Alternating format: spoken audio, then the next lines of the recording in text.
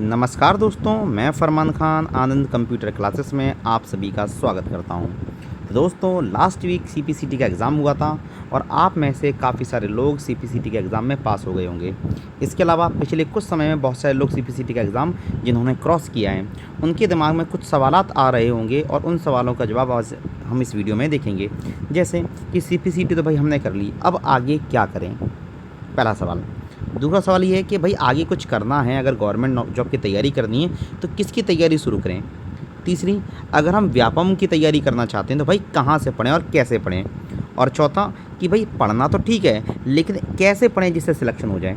तो ये कुछ सवालात हैं जो हमारे स्टूडेंट जो अभी हाल ही में तैयारी में आए हैं, जिन्होंने अभी हाल ही में सीपीसीटी का एग्ज़ाम दिया है। तो ऐसे जो सवाल आपके दिमाग में घूम रहे हैं, उन सवालों के जवाब लेकर मैं आपको इस वीडियो में लेकर आया हुआ हूँ। तो जल्दी सभी लोग आ जाइए। ओके, जल्दी से आप सभी लोग आ जाइए, जिससे क्या हो सके हम स्टार्ट कर सकें।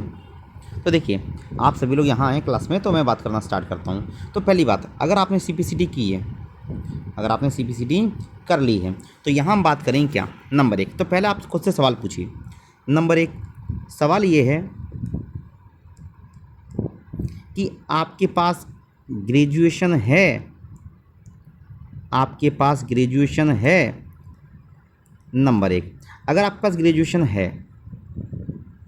नंबर दो, आपके पास डीसीए है। और नंबर तीन, अगर आपकी सीपीसीटी क्रॉस हो गई है। और अगर आपके पास ये तीनों हैं, ठीक है, अगर आप ग्रेजुएट नहीं हैं और आपकी 12th कंप्लीट हो रखी है, लेकिन आपके पास डीसीए भी और सीपीसीटी भी है, तो आपको किन किन सब्जेक्ट मतलब किसकी तैयारी करनी चाहिए, मैं आपको इस वीडियो में पूरा बताने वाला हूँ। तो पहली बात, अगर आपके पास 12th है, आपका डीसीए भी कंप्लीट है और आपकी सीपीसीटी भी कंप्लीट है, तो आपको अगले कुछ महीनों में क्या करना चाहिए मैं आपको बताने वाला हूँ। तो अगले कुछ महीनों में एमपीपीबी जो एग्ज़ाम कराने वाली है, वो एग्ज़ाम है आपके ग्रुप 4, दूसरा आईटीआई टीओ, और तीसरा एग्ज़ाम जो कराने वाली है वो है हमारा एएसआई एलडीसी। एएसआई एलडीसी, ये तीन मुख्य एग्ज़ाम हैं जो अभी हाल ही में कुछ समय के अंदर व्यापम के द्वारा कराए जाएंगे। तो मैं आपसे बात करता हूं कि अगर आपके पास, में ज़रा ध्यान दीजिए, एक एक करके पढ़िए, बताता हूं मैं आपको, ठीक है। तो अगर मैं आपसे कहूं, नंबर एक सिनेरियो, आपके पास 12th है, आपके पास सीपीसीटी हो चुकी है और आपके पास डीसीए भी कंप्लीट है। अगर ये तीनों सिनेरियो आप पूरा कर रहे हैं तो आपको क्या करना चाहिए? तो आपको तैयारी करनी चाहिए नंबर एक ग्रुप 4 की। किसकी तैयारी करनी चाहिए? ग्रुप 4 की तैयारी करनी चाहिए। दूसरा, आपको फोकस करना चाहिए एएसआई एलडीसी पर। किस पर?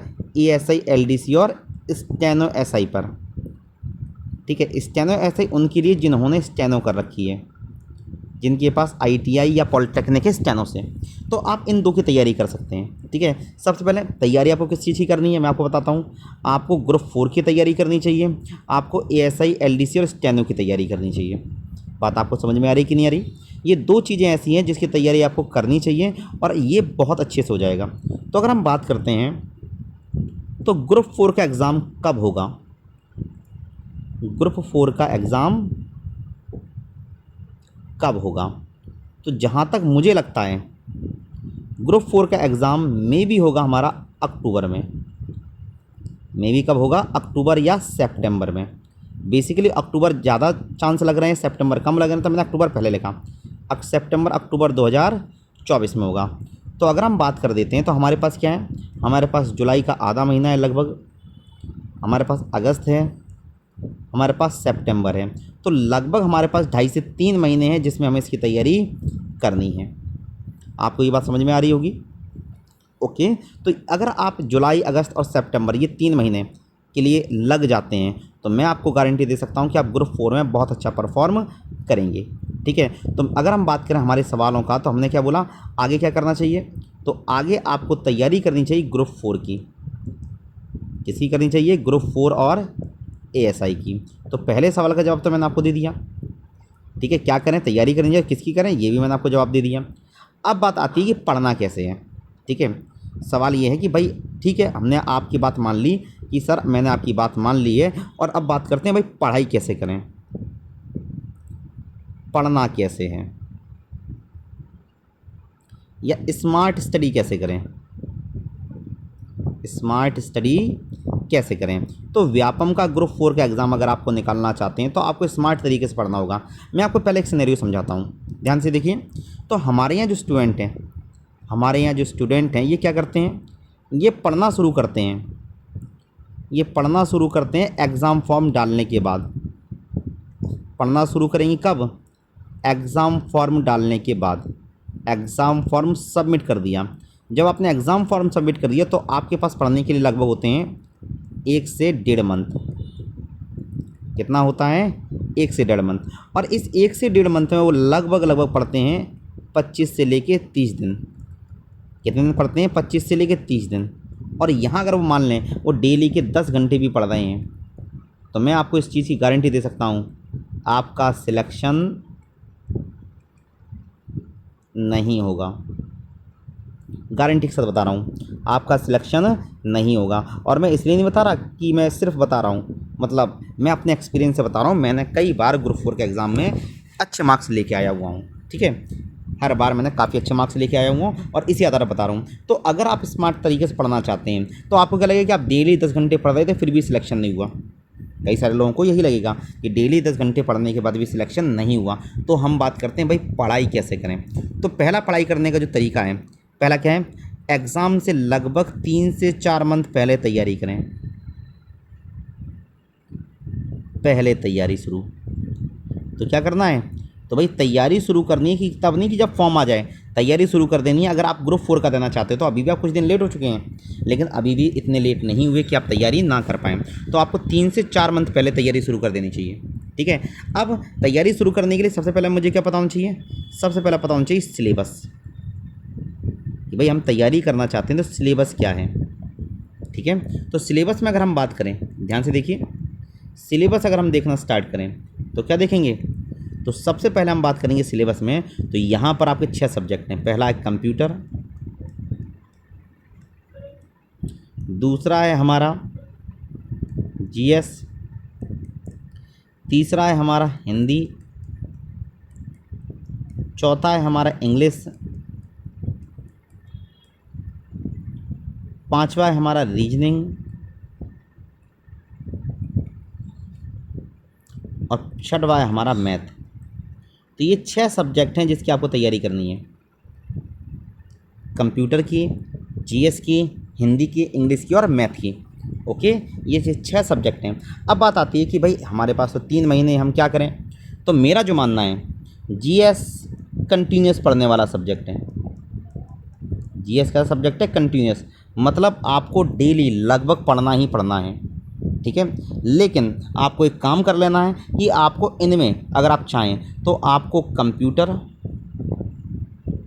आपको इंग्लिश और आपको मैथ, ये जो 3 आपको दिखाई दे रहे हैं, इन तीनों में आपको तैयारी एग्ज़ाम से पहले हो जाए। तैयारी एग्ज़ाम से पहले हो जाए। और कैसी हो जाए कि भाई एग्ज़ाम टाइम पर केवल रिवीजन, एग्ज़ाम टाइम पर केवल आप PYQ करेंगे, प्रीवियस ईयर क्वेश्चन करें, इतनी अच्छी तैयारी कर लेनी है। वहीं पर अगर हम बात करें हिंदी, रीजनिंग और जीएस तो कंटिन्यू चल रहा है, इसे एग्ज़ाम टाइम पर ज़्यादा फोकस दें। एग्ज़ाम टाइम पर फोकस करना है। तो क्या देख रहे हैं हम कि भाई 6 में से 3 सब्जेक्टों की तैयारी इतनी अच्छी कर लेनी है कि हमें एग्ज़ाम टाइम पर उसे पढ़ने की आवश्यकता पड़े ही ना। अब बचा क्या, आपकी केवल हिंदी और रीजनिंग, इसे एग्ज़ाम में थोड़ा सा ज़रूर ध्यान से देखेंगे एग्ज़ाम टाइम पर। और जीएस तो हमारा कंटिन्यूस चलेगा। अगर आप ये तैयारी कर लेते हैं, और ये तैयारी इतनी अच्छी होनी चाहिए कि आपकी ये तो 3 सब्जेक्ट हैं, और इन 3 सब्जेक्ट अगर मैं मान लूँ 17 खतरा का है, तो आपके कंप्यूटर में लगभग 15 बने, आपके इंग्लिश में लगभग 14 बने, आपके मैथ में लगभग 14 बने, ठीक है। तो यहाँ आप क्या देखना है, 14 दूनी 28, 14 42, 43 नंबर यहीं। वहीं पर अगर हम बात करें जीएस, हिंदी और रीजनिंग, तो यहाँ पे भी अच्छे नंबर आए। मतलब अगर मैं बात कर रहा हूँ मैथ में 14 नहीं, मैथ में थोड़े से ज़्यादा होने चाहिए, 15 होने चाहिए। तो इतने नंबर आपको आ जाने चाहिए, किसमें 15 नंबर की कंप्यूटर, इंग्लिश 14 नंबर की और मैथ लगभग 15 नंबर की। इतनी अच्छी तैयारी कर लेनी है, इतनी अच्छी तैयारी करनी है कि एग्ज़ाम से पहले जब हम क्या करें, एग्ज़ाम का फॉर्म भरने जाएं, तो 1 महीने पहले हमारी इतनी अच्छी तैयारी हो कि इन 3 सब्जेक्टों में ये मार्क्स आ रहे हों। और ये कब होगा? जब आप अभी से लगेंगे, जब आप क्या करेंगे, अभी से यहाँ पर लगेंगे। ठीक है, ओके, ये चीज़ आपको याद रखनी है। अब बात करते हैं जीएस जो आपको कंटिन्यूस पढ़नी है, हिंदी जो आपको एग्ज़ाम टाइम पर देखनी है, और रीजनिंग जो आपको केवल एग्ज़ाम टाइम पर ही देखनी है। और यहाँ पर भी आपको अच्छे मार्क्स बनाने होंगे। ठीक है, तो मैंने आपको सिलेबस बता दिया और ये तैयारी। अब बात की जाए कि क्या, तो कंप्यूटर को लेकर अगर बात की जाए,